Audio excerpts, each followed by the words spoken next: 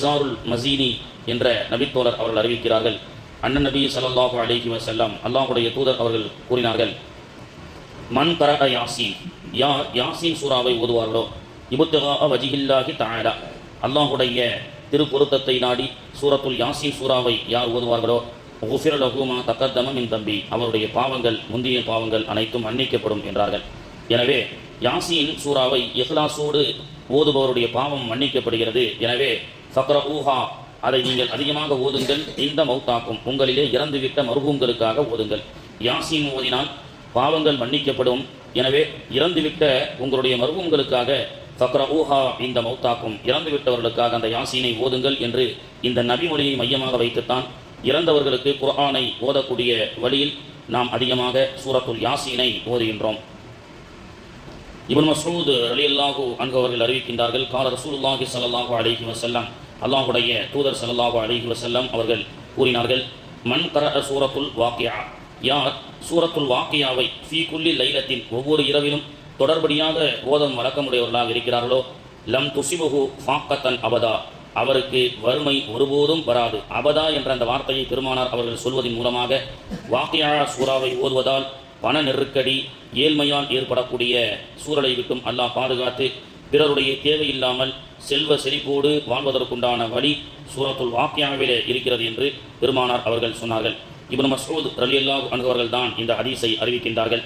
இப்னு மஸ்ஊத் ரலியல்லாஹு அன்ஹு அவர்கள் மரண தருவாயிலே நிறைய பெண் பிள்ளைகளை அவர்கள் பெற்றெடுத்திருந்தார்கள். அருகில் இருந்தவர்கள் எல்லாம் நிறைய பெண் பிள்ளைகளை விட்டிருக்க உலகத்தில் நீங்கள் பெற்றெடுத்து நீங்கள் இப்பொழுது மௌத்தாக போகிறீர்களே, உங்கள் பெண் பிள்ளைகளுக்காக என்ன சேர்த்து வைத்தீர்கள் என்று கேட்கும் பொழுது அந்த மரண சக்கராத்துடைய வேளையிலே அவர்கள் ரொம்பவும் தயங்காமல் சொன்னார்கள், என்னுடைய எல்லா பெண் பிள்ளைகளுக்கும் சூரத்துல் வாக்கியாவை நான் ஓத கற்றுக் கொடுத்திருக்கிறேன். அனைவரும் மனப்பாடம் செய்து இரவிலே ஓதக்கூடியவர்களாக இருக்கின்றார்கள். எனவே அவர்களுக்கு வறுமையை பற்றி உண்டான அச்சம் என்னுடைய பெண் பிள்ளைகளுக்கு இல்லை என்று சொன்னார்கள். எப்படி நாம் இடத்துல ஒருத்தர் இடத்துல என்னத்தா பெண் பிள்ளைகள் 3 பெண் பிள்ளைகள் இருக்க, என்ன மெட்ராஸில் ஒரு ஃப்ளாட் வாங்கியிருக்கேன்டா, ஒவ்வொரு பெண் பிள்ளைகளுக்கும் 50,000 வாடகை வருது, மருமகன் லண்டனில் இருக்கிறாரு அப்படின்னு நம்ம கூலா பேசுகிறோமா இல்லையா, எல்லாம் செட்டில் பண்ணிட்டேன் அப்படின்ற மாதிரி சஹாபாக்கள் என்ன செஞ்சாங்கன்னா, அருள்மறையை என்னுடைய பிள்ளைகளுக்கு ஓத கற்றுக் கொடுத்து விட்டேன், அதனால் என்னுடைய பிள்ளைகள் வறுமையால் வாடாது அப்படின்னு சொல்லி ரொம்ப கூலா மௌத்தான நேரத்தில் பதில் சொல்கிறாங்கன்னு சொன்னால், இந்த இடத்துல லம் துசிபஹு ஃபாக்கத்தன் அபதா, ஒருபோதும் வறுமை அவருக்கு வராது, அபதா என்ற வார்த்தையை பெருமானார் அவர்கள் நமக்கு சொல்லிக் கொடுக்கின்றார்கள். இதுபோன்று உயிரோடு இருப்பவர்களுக்கும் இறந்து போனவர்களுக்கும் நலவான ஒரு செய்தியை அவர்கள் மறைந்ததற்கு பிறகும் ஒரு தலைவர் நமக்கு சொல்லிக் கொடுக்கிறார்கள் என்று சொன்னால் அது மாநபி ஸல்லல்லாஹு அலைஹி வஸல்லம் அவர்கள். அவர்களுக்கென்ற ஒரு உருவப்படம் இல்லை, அவர்களுக்கென்ற ஒரு சிலை இல்லை. ஆனால் 1500 ஆண்டுகளையும் கடந்து கடைக்கண் கோடியில் வாழக்கூடிய ஒவ்வொரு தன்னை பின்பற்றக்கூடிய ஒவ்வொரு அடியானும் வறுமை இல்லாமல் பசி இல்லாமல் நிம்மதியாக வாழ்வதற்குண்டான ஒரு வழியை நாயகம் ஸல்லல்லாஹு அலைஹி வஸல்லம் அவர்கள் நமக்கு காட்டி கொடுத்திருக்கிறார்கள். ஒரு முறை சஹாபாக்களை பார்க்கும் பொழுது சஹாபாக்கள் எல்லாம் ரொம்ப களைப்பாக இருந்தார்கள், ரொம்ப பலகீனமாக இருந்தார்கள்.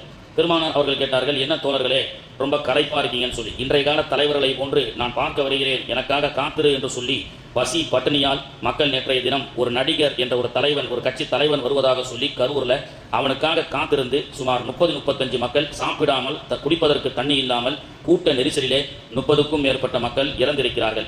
ஒரு தலைவனுக்காக உயிரை கொடுக்க வேண்டும் என்றால் அந்த தலைவனுக்கு அதுக்குண்டான ஒரு வேல்யூபிள் இருக்க வேண்டும். ஆனால் வேல்யூபிள் இல்லாத கூத்தாடிகளை எல்லாம் தலைவராக தேர்ந்தெடுத்து அவர்களை பார்ப்பதற்காக சாப்பிடாம அவர்களை பார்ப்பதற்காக தியாகம் செய்து அநியாயமாக இந்த உலகத்திலிருந்து 30 உயிர்களுக்கு மேலாக இறந்திருக்கிறது. ஆனால் பெருமானார் அவர்கள் பாருங்க, சஹாபாக்களை ஒப்பற்ற தலைவர்னு ரசூலுல்லாஹ் அவன் மையம் சொல்றோம் அப்படின்னு சொன்னா, பெருமானார் அவர்கள் சஹாபாக்கள் களைப்பாக இருக்கும் பொழுது என்ன களைப்பா இருக்கீங்க, சஹாபாக்கள் சொன்னாங்க, யார் ரசூலல்லாஹ் நீங்கள் மட்டும் தொடர் நோன்பு வைக்கிறீங்களே, அந்த மாதிரி நாங்களும் சகர் செய்யாம சௌமே விசால் வைக்கிறோம் அப்படின்னா. சௌமே விசால்னா நம்மள மாதிரி சகர் சாப்பிட்டுட்டு இஃப்தார் நோன்பு திறக்கக்கூடிய நோன்பு அல்ல, தொடர் நோன்பு. இஃப்தாரும் இல்லை சகரும் கிடையாது. அந்த மாதிரி ரசூலுல்லாஹ் வச்சாங்க. அதை பார்த்து சஹாபாக்கள் வைக்கும் பொழுதுதான் அந்த மாதிரி நாங்களும் நோன்பு வைக்கும்னு சொல்லும்போது பெருமானார் அவர்கள், ஐயுக்கும் மிஸ்லி, உங்களிலே என்னை போன்று யாராவது இருக்கிறீர்களா, இன்னி அபீத்து யுத்இமூனி ரப்பி வயஸ்கீன், அல்லாஹ் எனக்கு சக்தியை கொடுத்திருக்கின்றான், எனக்கு உணவளிக்கின்றான், எனவே நான் நோன்பு வைக்கிறேன், அந்த நோன்பை நீங்கள் வைக்காதீர்கள் என்று சொன்னார்கள்.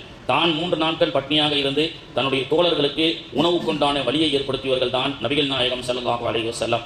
தான் சொகுசாக இருந்து நீ எல்லாம் பட்னி கடை, எனக்காக காத்திரு, எனக்காக சோறு தண்ணி இல்லாமல் இருந்து சொல்லி என்னைக்கும் சஹாபாக்களை வருத்தியது கிடையாது. அப்படிப்பட்ட மாநபியினுடைய தலைமையின் கீழ் இருக்கக்கூடிய இந்த சமூகம் கூட, இந்த சமூகத்தை சார்ந்த பெண்கள் கூட பர்தா அணிந்து கொண்டு மீடியாக்களிலே நான் இந்த நடிகரை பார்க்க வந்திருக்கின்றேன், என்னுடைய பிள்ளைகளை எல்லாம் வீட்டில் விட்டுட்டு என் கணவன் அனுமதியோடு நான் இங்கே வந்திருக்கின்றேன் என்று சொல்வதையெல்லாம் வேதனை அளிக்கக்கூடியதாக இருக்கின்றது. ஒப்பற்ற மாணவி அவர்களுடைய தலைமையின் கீழ் இருக்கக்கூடிய இஸ்லாமியர்களுக்கு மௌத்தாகும் வரை, மௌத்துக்கு பிறகும் பெருமானார் அவர்கள்தான் தலைவரை தவிர இது போன்ற கூத்தாடிகளோ அரசியல்வாதிகளோ தலைவர் இல்லை என்பதை நாம் எல்லா காலங்களிலும் தெரிந்து கொள்ள வேண்டும். அதனால்தான் மாணவிகளுடைய மீலாது விழாக்கள்ல தலைமைன்னு யாருக்கும் போட மாட்டாங்க. தலைமையே கிடையாது, ரசூலுல்லாஹ் தான் தலைவர். கிராத்து, பயான், சிறப்புரை என்று போட்டாலும் அந்த மீலாது மேடைகளிலே மார்க்கத்தை முழுமையாக தெரிந்த சுன்னத்துல் ஜமாத்தினுடைய அகீதாவின் அடிப்படையில் மீலாது மாநாட்டுகளில் தலைவர் ரசூலுல்லாஹ் தான். 1500 வருஷத்தை கழித்து அவருடைய புகைப்படம் இல்லாட்டாலும் சிலை இல்லாவிட்டாலும் இந்த நடைபெறக்கூடிய இந்த மஜ்லிஸ்களுக்கு தலைவர் மாணவி ஸல்லல்லாஹு அலைஹி வஸல்லம். எனவே தான் நம்ம தலைமையே போடுறது கிடையாது, வாழ்த்துறை துவக்க உரை என்று போடக்கூடியதாக இருக்கிறது. அப்படிப்பட்ட ஒப்பற்ற தலைவர் அவர்கள் காட்டி கொடுத்த நல்ல இந்த சுன்னத்தான வழியெல்லாம் பின்பற்றி வாழக்கூடிய பாக்கியத்தை அல்லாஹ் தஆலா நாம் அனைவர்களுக்கும் இஸாருல் மஸீனி என்ற நபித்தோழர்